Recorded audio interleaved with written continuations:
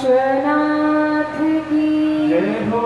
सतगुरुदेव भगवान की जय हो। जयकारा बहुत धीरे लगा रहे। अच्छा, आप लोग कहीं ऐसा तो नहीं समझते हैं ना कि जय बोलेंगे तो पाप लगेगा? समझते हैं? एक तो भैया हाथ भी उठा रही है। अरे भैया, जयकारा लगाने से पाप लगेगा नहीं, पाप भाग जाएगा। इसलिए भगवान के नाम का जय जयकार जब भी हो तो जय घोष, जय जयकार हमेशा जोरदार होना चाहिए। क्यों? क्योंकि जब आप भगवान की जय बोलते हैं, जब आप भगवान की जय कहते हैं, तो वो जय जयकार की जो ध्वनि है, जय जयकार की जो गूंज है, जहां तक गुंजायमान होगी वहां तक के सारे पाप दोष समाप्त हो जाएंगे। इसलिए जयकारा लगाने से पाप लगता नहीं है, भाग जाता है। तो इसलिए आप लोग भी जोरदार जय जयकार लगा सकते हैं अगर पाप भगाना है। इसलिए सभी प्रेम से बोलिए श्री रामचंद्र भगवान की, श्री हनुमान जी महाराज की, बाबा विश्वनाथ की, सतगुरुदेव भगवान की। नमः पार्वती पतये हर हर महादेव।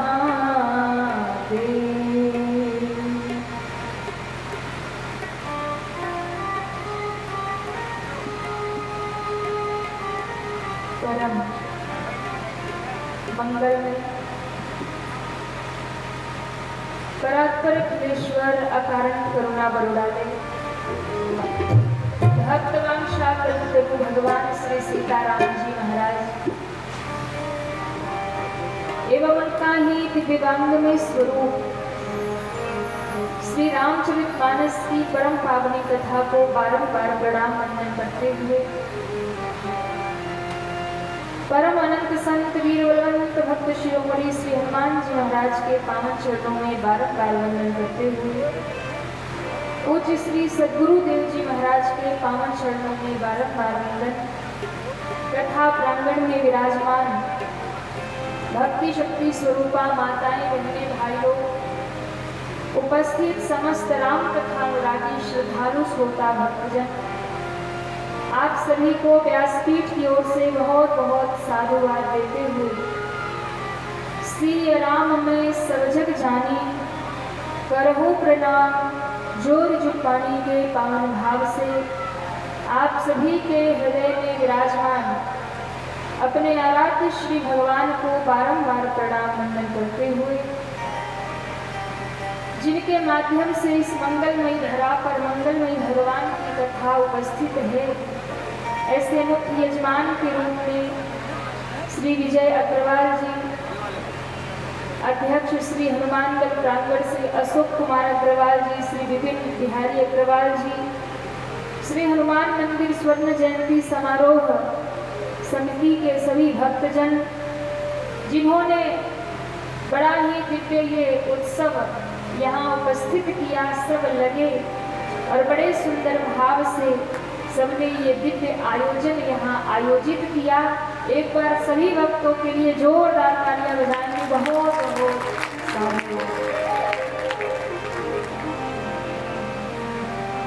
सुबह से शाम तक जो बड़े दिव्य भाव से सेवा में लगे रहते हैं, सबसे पहले आते और सबसे अंत में जाते हैं, ऐसे हमारे मित्तल जी व आपके साथ में लगी हुई आपकी पूरी टीम बड़े ही दिव्य भाव से आप सेवा कार्य में लगे हैं। तो हमारे मित्तल जी के लिए भी और उनके पूरी टीम के लिए जोरदार तालियां, बहुत बहुत साधुवाद।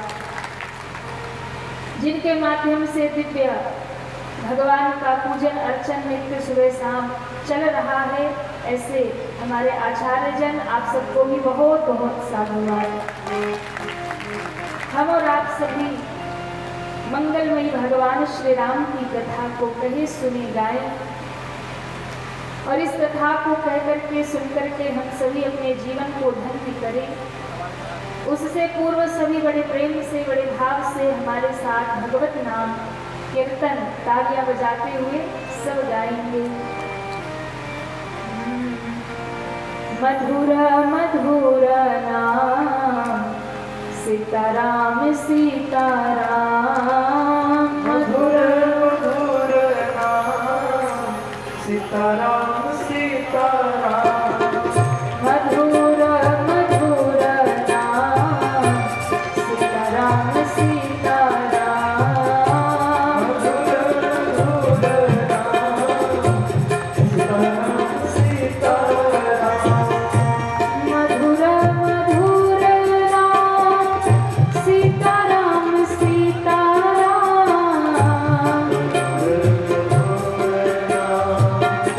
सीताराम सीताराम, मधुर मधुर नाम सीताराम सीताराम।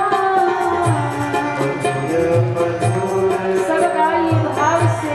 सीताराम सीताराम, पावन पवन नाम सीताराम सीताराम, पावन पावन नाम सीताराम सीताराम, मधुर मधुर नाम सीताराम सीताराम,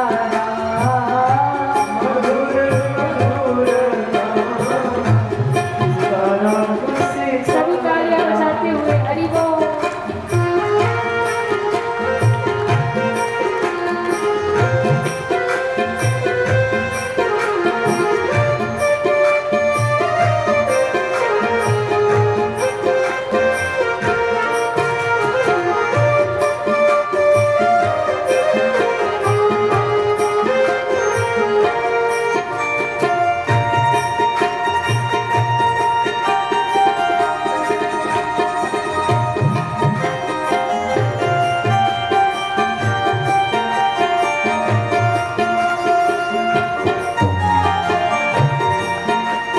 हरि बोल।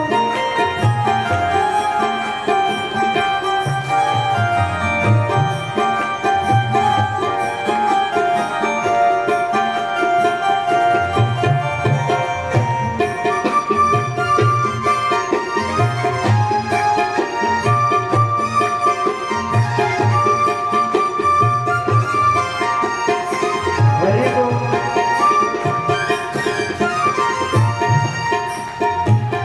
मधुर मधुर नाम सीताराम सीताराम, मधुर सीताराम सीताराम, मधुर मधुर नाम सीताराम सीताराम,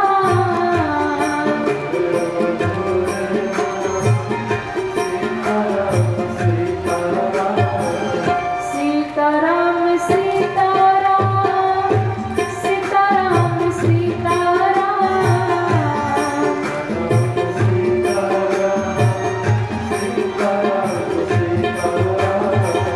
पावन पवन नाम सीताराम सीताराम, पावन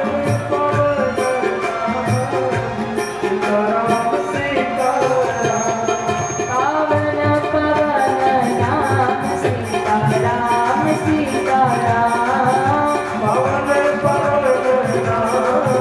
सीताराम सीताराम, सीताराम सीताराम। सभी दोनों हाथ उठा के तालियां बजाते हुए हरि बोल।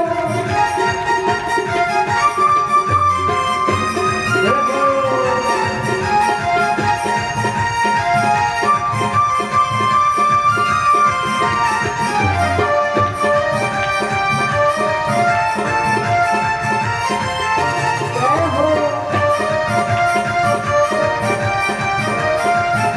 हरि बोल।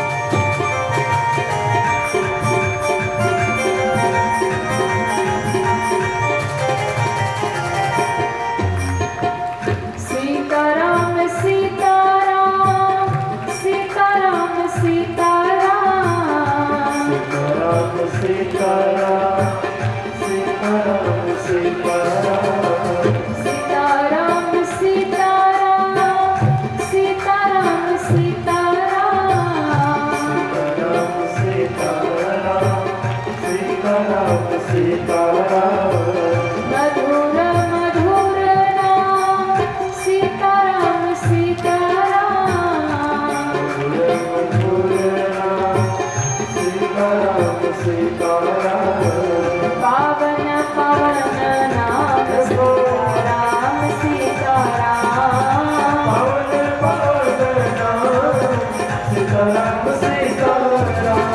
मधुर मधुर नाम सीताराम सीताराम। सीताराम सीताराम हरे रामा हरे रामा राम राम हरे हरे। हरे कृष्णा कृष्ण कृष्ण हरे हरे हरे रामा राम राम हरे हरे। हरे कृष्ण कृष्ण कृष्ण हरे हरे। एक बार सभी दोनों हाथ ऊपर करें पूरे पूरे, और सभी दोनों हाथ उठा के तालियां बजाते हुए हरे राम राम राम हरे हरे। हरे कृष्णा कृष्णा कृष्णा हरे हरे। हरे राम राम राम हरे हरे। हरे कृष्णा कृष्णा कृष्णा हरे हरे। हरे कृष्ण कृष्ण कृष्ण हरे हरे। राम राम हरे हरे। हरे हरे कृष्ण कृष्णा हरे हरे। कृष्ण हरे हरे। बोलिए श्री राघवेंद्र सरकार की, जय हो श्री बालकृष्ण भगवान की जय हो। जय। जय श्री सीताराम। सभी दोनों हाथ उठा के भाव से कहिए जय जय श्री सीताराम। जय जय श्री सीताराम।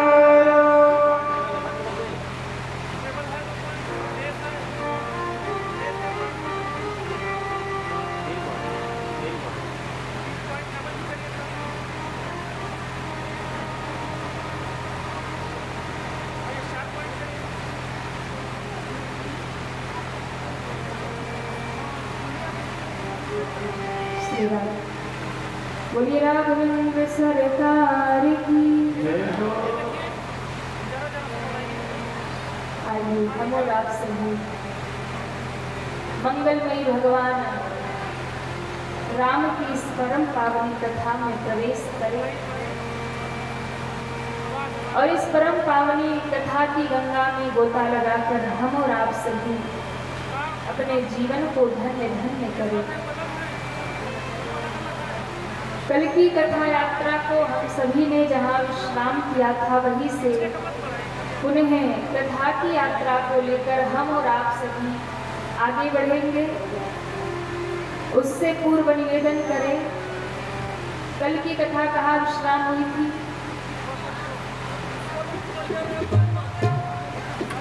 कहाँ विश्राम हुई थी?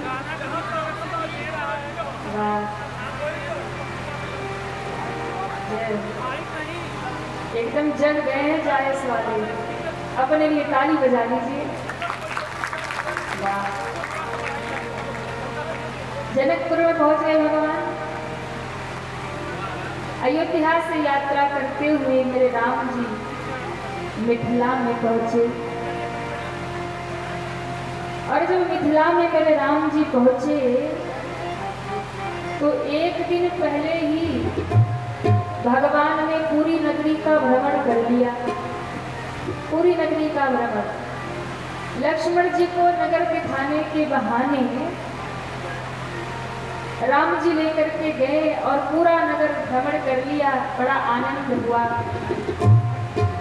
राम जी को देख करके सारे मिथिलावासी मोहित हो गए भगवान के स्वरूप को देख करके।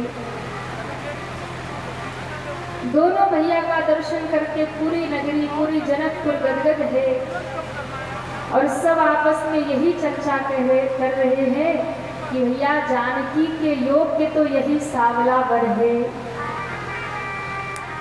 और सब अपने अपने घर में भगवान को यही मना रहे हैं कि बस राम जी धनुष तोड़ दे और जानकी जी से विवाह कर ले। कोई कहता है अरे एक बार जनक जी ने देख लेते ना तो अपना प्रण भूल जाते। तो दूसरा कोई कहता है अरे जनक जी से भेंट हो भी गई है पर वो प्रण नहीं छोड़ते।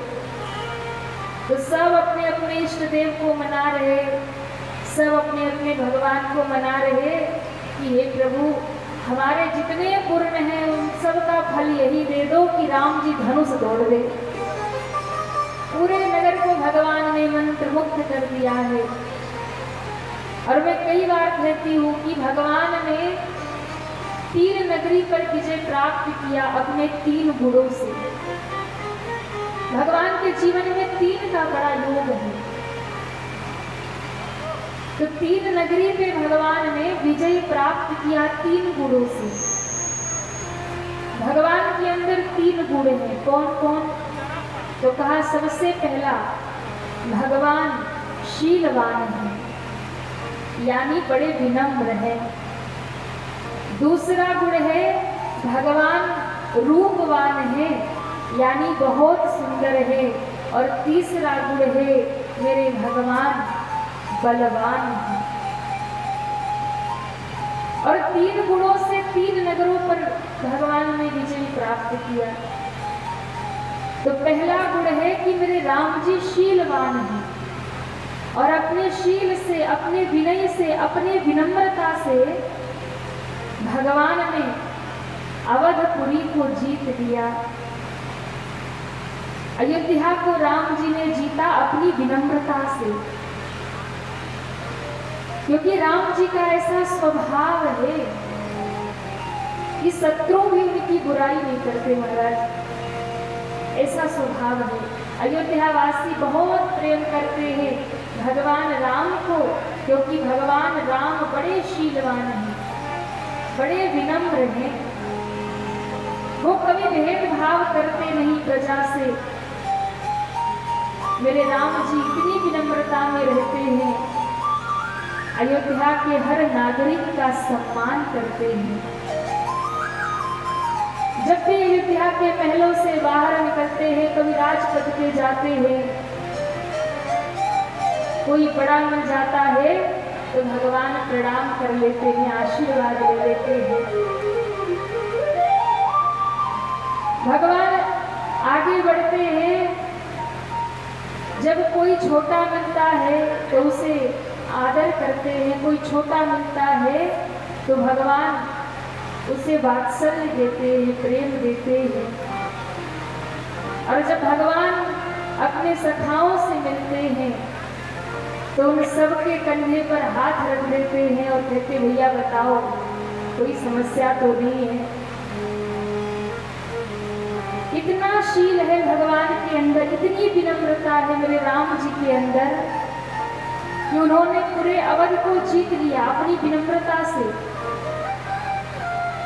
इसलिए तो जब राम जी का वनवास हुआ ना, तो सारे अयोध्या वासी राम जी के पीछे रोते रोते चल दिए।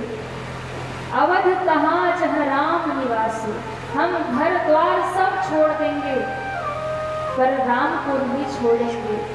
भगवान के पीछे पीछे जंगल में 14 साल रहने के लिए अयोध्या के वासी चल पड़े।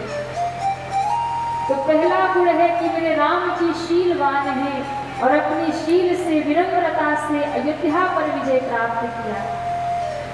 दूसरा, मेरे राम जी के अंदर गुण है, मेरे राम जी बड़े बलवान हैं और अपने बल से, अपने पराक्रम से, अपने शौर्य से मेरे राम जी ने लंका पर विजय प्राप्त कर लिया है। अपने बल से लंका पर विजय प्राप्त किए राम जी, रावण पर विजयी हुए। और मैं कहूँ तीसरा गुण है मेरे राम जी रूपवान हैं। मेरे राम जी बड़े सुंदर हैं और अपनी सुंदरता के बल पे भगवान राम ने अपनी सुंदरता के बल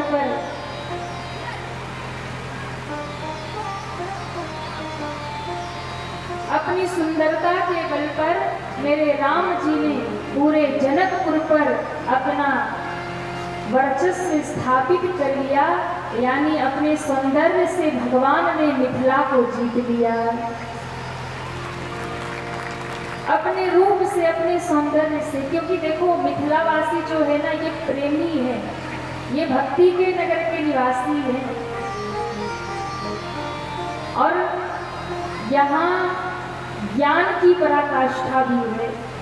योगी राज जनक ज्ञानी जनक की नगरी है।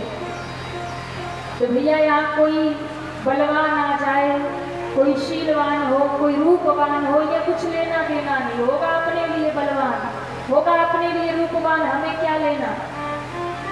मिथिलावासी ऐसे महाराज, उन्हें किसी से लेना देना नहीं, वो अपनी धुन में मस्त रहते हैं। इसलिए जो मिथिला के लोग हैं उन्हें किसी से मतलब नहीं है। वो अपने ब्रह्म ज्ञान में लगे रहते हैं, वो अपने ज्ञान मार्ग भक्ति मार्ग में लगे रहते हैं। उन्हें संसार से कुछ लेना देना नहीं है, क्योंकि कहते हैं जैसा राजा होता है वैसी प्रजा होती है। तो जनक जी कौन है? योगी है, जनक जी ज्ञानी है। और जैसे जनक जी है ना वैसे उनकी प्रजा भी है। तो भैया इन्हें किसी से लेना देना नहीं। कोई होगा रूपवान अपने लिए, कोई होगा विद्वान अपने लिए, कोई होगा बलवान अपने लिए, हमें क्या लेना देना। लेकिन धन्य है मेरे राम जी, जो मिथिलावासी वैरागी हैं, जो मिथिलावासी और स्वयं जनक जी वैरागी हैं। लेकिन जब मेरे राम जी गए तो मेरे राम जी को देखकर उन वैरागियों के मन में भी अनुराग प्रकट हो गया। इन्हीं बिलोकत अति अनुरागा, इन्हीं बिलोकत अति अनुरागा।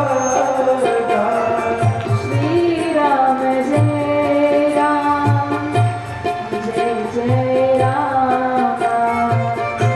श्री राम जय राम, जय जय राम, जय जय राम, जय जय राम। महाराज जनक कहते इन्हीं बिलोकत अति अनुरागा। ये देखकर मेरे मन में अति अनुराग उत्पन्न हो रहा। कौन कह रहा? वैरागी जनक कह रहे। तो मेरे राम जी ने अपने रूप से जनकपुर को जीत लिया। और जब जनकपुर की गलियों में निकले तो धाये काम धाम सब त्यागी, सब छोड़ करके दुनियादारी सब राम का दर्शन करने आए और मंत्र मुग्ध हो गए। तो 3 गुणों से 3 नगर को मेरे राम जी ने जीता। और इस पूरी यात्रा में 3 का बड़ा संयोग है, 3 का बड़ा संयोग है। तो कौन कौन? बोला 3 ऋषियों का भी बड़ा संयोग है। एक तो वशिष्ठ जी महाराज, दशरथ जी नहीं देते राम जी को, क्योंकि कह चुके थे दशरथ जी कि महाराज देह प्राण ते प्रिय कछु नाही, सो में देहु निमिष एक माही। मैं प्राण भी दे दूंगा, शरीर का भी त्याग कर दूंगा, पर राम देत नहीं बनत गोसाई। मैं सब कुछ लुटा दूंगा पर राम को नहीं दूंगा। कह चुके थे श्री दशरथ जी।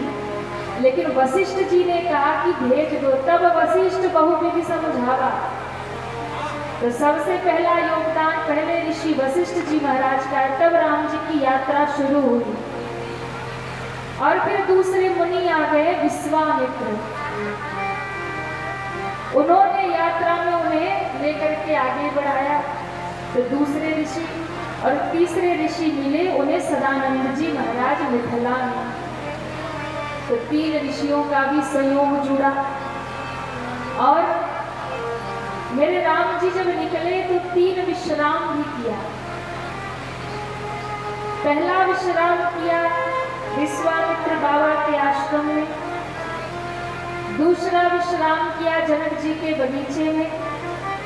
और तीसरा विश्राम किया जनक जी के महल में। 3 विश्राम हुआ, 3 ऋषि मिले। और मेरे राम जी ने 3 नगरों को जीता। और सबसे बड़ी बात, इस यात्रा में मेरे राम जी को 3 नारियां मिली। 3 नारियां मिली। कौन कौन मिली? तो कहा सबसे पहले ताड़का मिली। ताड़का मिली। सुनी ताड़का क्रोध कर भाई। तो जब ताड़का मिली तो भगवान राम ने उसे मार दिया। और भगवान की यात्रा जब आगे बढ़ी तो कहते हैं जब आगे बढ़े तो दूसरे नंबर पे माता अहिल्या मिली। मेरे राम जी जब आगे बढ़े तो अहिल्या मिली। और जब अहिल्या मिली तो उसे चरणों की रज देकर के भगवान ने तार दिया। अब ध्यान दीजिए, ताड़का मिली तो मार दिया, अहिल्या मिली तो कहिए ना तार दिया। और तीसरी नारी कौन मिली?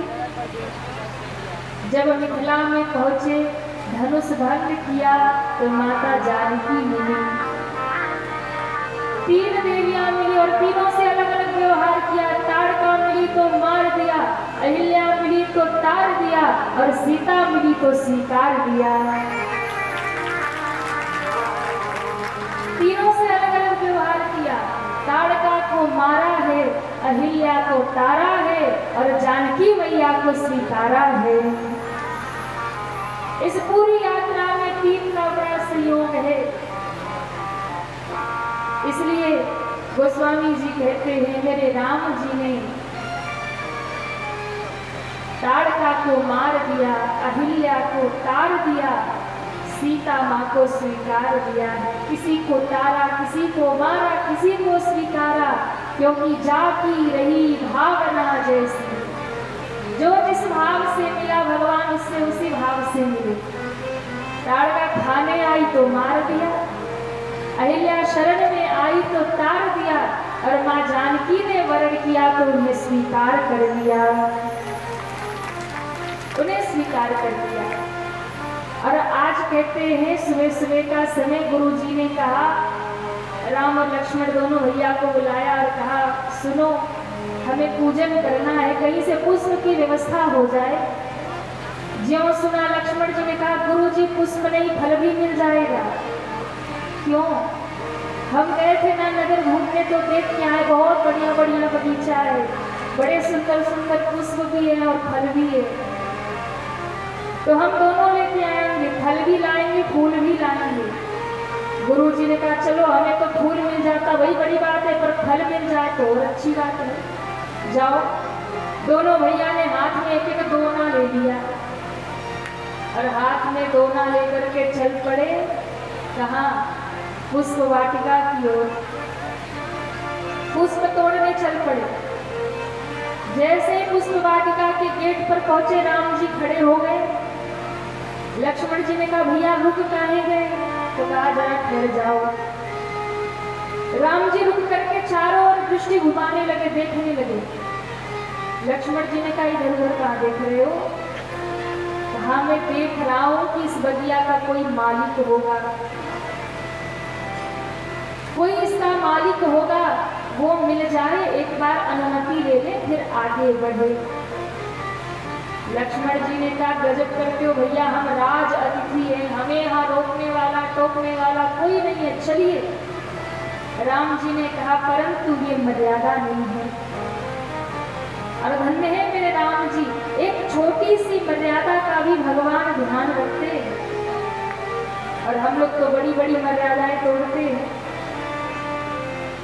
एक राम जी हैं कि पुष्प भी तोड़ना है तो कहते जरा पूछ लेने दो, और एक हम लोग हैं किसी का भी सामान उठा लेते हैं बिना पूछे। तो राम जी ने पहले अनुमति दिया। राम जी ने चारों दिशा में देखा, चहु दिस चितई पूछी माली लगे दल फूल मुदित मन। राम जी बगिया में प्रवेश करते हैं, पुष्प का चयन करने लगे और कहते हैं जैसे ही राम जी ने पुष्प को पकड़ा ही था उसी समय श्री गोस्वामी जी दर्शन करा रहे पुष्प वाटिका में माँ जानकी का आगमन हो रहा है। बोलिए जानकी मैया की। जय हो। ज्यों राम जी ने पुष्प तोड़ना शुरू किया उसी समय ते ही अवसर सीता तहाँ आई। तेरी अवसर सीता आई। तेरी अवसर सीता तहाँ आई। तेरी अवसर सीता आई। गिरजा पूजन जननी पठाई। गिरजा पूजन जननी पठाई। ऐसे नहीं, राम कथा में पहली बार माँ जानकी का आगमन हो रहा। सभी दोनों हाथ उठाइए और तालियां बजाते हुए माँ का वंदन करिए। तेरी अवसर सीता तहाँ आई। तेरी अवसर सीता आई। गिरजा पूजन जननी पठाई। गिरजा पूजन जननी पठाई। गौरी पूजन को आई आई रे सखी आई जनक की लली। गौरी पूजन को आई रे सखी जननी आई जनक की लली।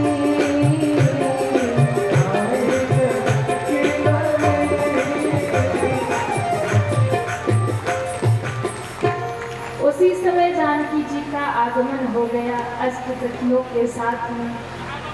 माँ जानकी गौरी मंदिर में मैया गौरी का पूजन करने पधारी।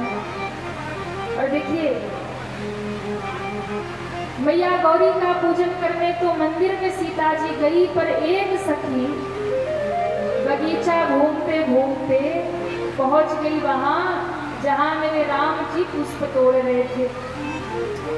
और कहते घूमते घामते उसकी नजर राम जी पर पड़ गई। अब आप सोचिए कि ऐसे तो होता नहीं कि कोई ऐसे घूम रहा और अचानक भगवान मिल जाए। ऐसा तो हो नहीं सकता कि भाई कोई बगीचा घूमने निकला हो और राम जी मिल जाए। इतना सरल तो है नहीं भगवान का मिलना। तो अचानक राम जी नहीं मिले, उसकी पूर्व की तपस्या थी, पहले की साधना थी, और आज उस साधना को, उस तपस्या को पूर्ण होने का समय आ गया।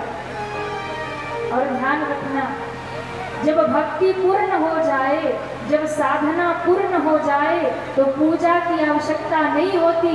बिना पूजन किए ही भगवान प्राप्त हो जाते हैं।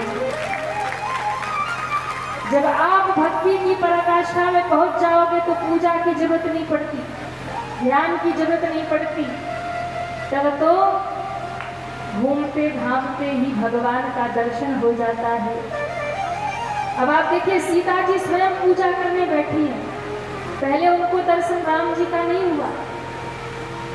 सारी सखियां साथ में पूजा करने बैठी, उनको दर्शन नहीं हुआ। और ये घूमने बगीचा निकली है, पूजा छोड़ के बगीचा घूमने निकली और राम जी का दर्शन हो गया।